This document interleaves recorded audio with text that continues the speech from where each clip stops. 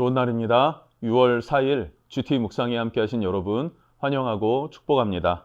오늘은 열왕기상 13장 11절에서 34절 말씀으로 실패를 통해 증명된 예언, 실패를 통해 증명된 예언이란 제목으로 하나님 말씀 나누겠습니다. 본문 말씀 함께 읽어봅니다.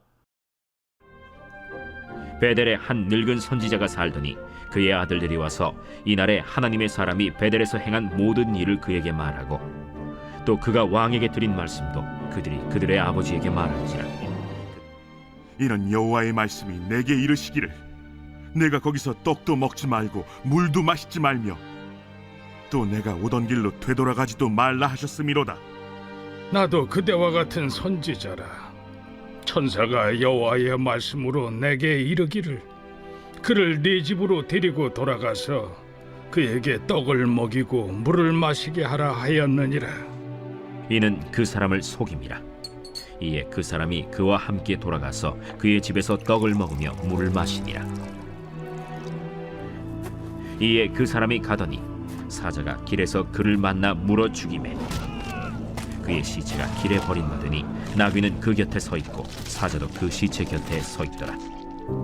지나가는 사람들이 길에 버린 시체와 그 시체 곁에 선 사자를 보고 그 늙은 선지자가 사는 성읍에 가서 말한지라.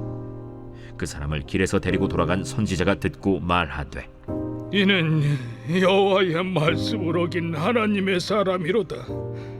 여호와께서 그에게 하신 말씀과 같이 여호와께서 그를 사자에게 넘기심에 사자가 그를 찢어 죽였도다. 늙은 선지자가 하나님의 사람의 시체를 들어 나귀에 실어 가지고 돌아와 자기 성읍으로 들어가서 슬피 울며 장사하되 곧 그의 시체를 자기의 묘실에 두고 오라 내 형제여 하며 그를 위하여 슬피 우니라. 그 사람을 장사한 후에 그가 그 아들들에게 말하여 이르되 내가 죽거든 하나님의 사람을 장사한 묘실에 나를 장사하되 내 뼈를 그의 뼈 곁에 두라.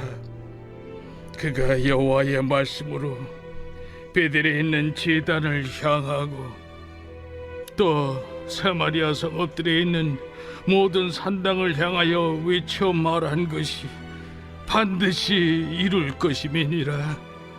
여로보암이 이 일 후에도 그의 악한 길에서 떠나 돌이키지 아니하고 다시 일반 백성을 산당의 제사장으로 삼되 누구든지 자원하면 그 사람을 산당의 제사장으로 삼았으므로 이 일이 여로보암 집의 죄가 되어 그 집이 땅 위에서 끊어져 멸망하게 되니라.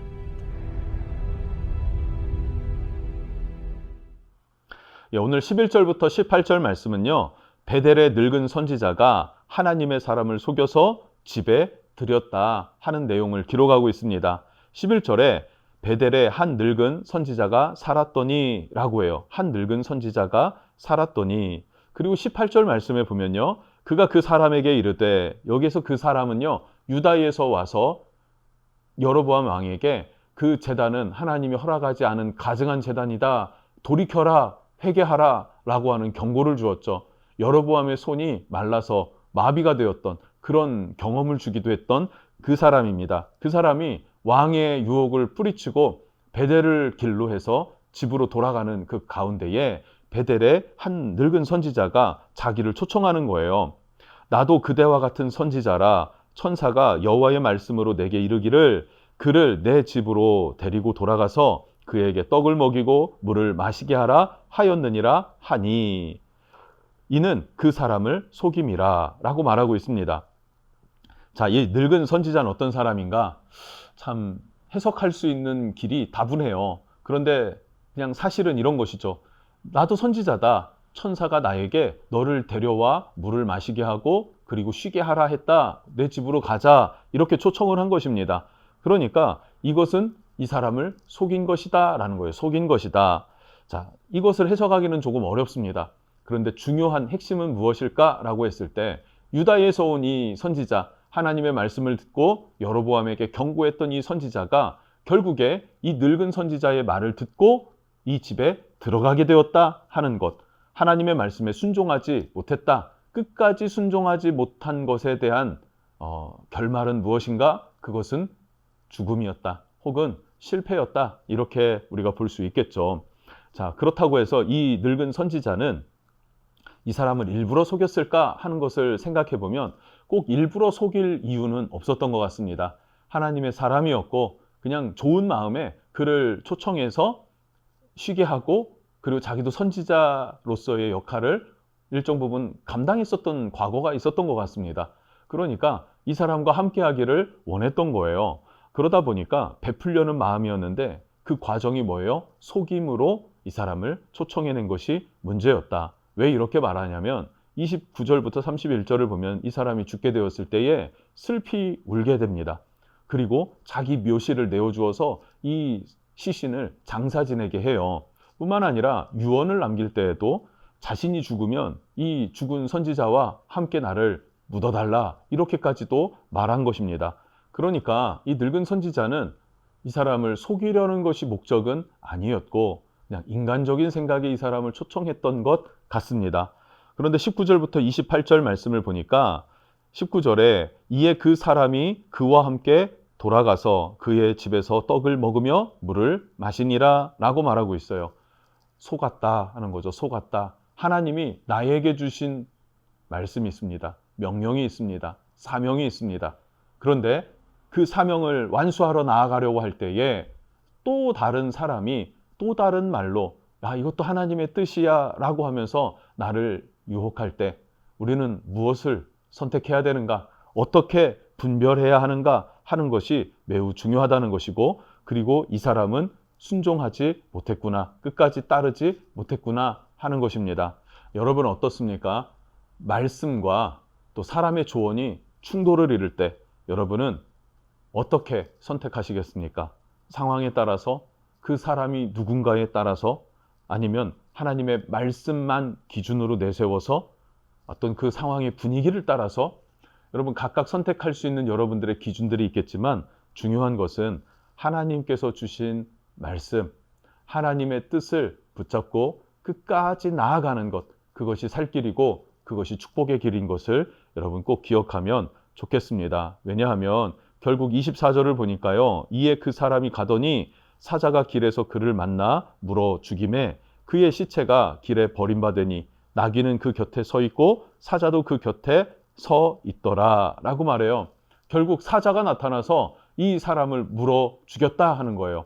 물어 죽였다. 그런데 사자가 누군가를 공격할 때에는 사냥감을 찾아서 자기의 배를 채우려는 목적이지 않습니까? 그런데 이 사람을 물었는데 먹지 않았더라.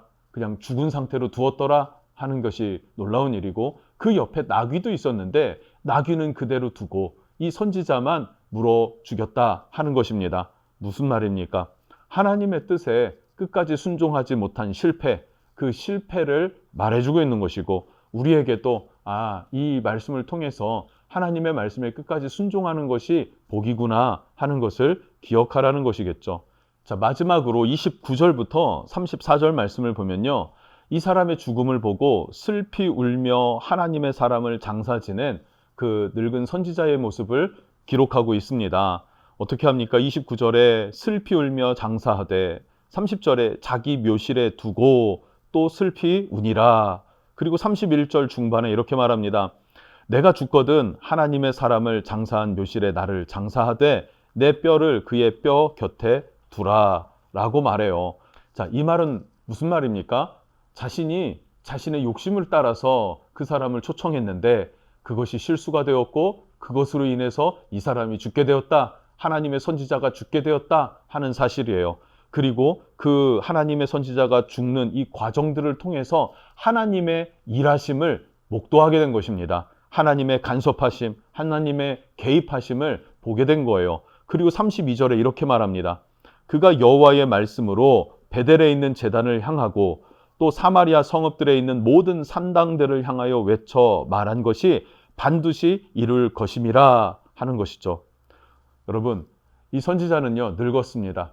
그리고 과거에 선지자 활동을 했기 때문에 늙은 선지자라고 표현한 것 아닙니까?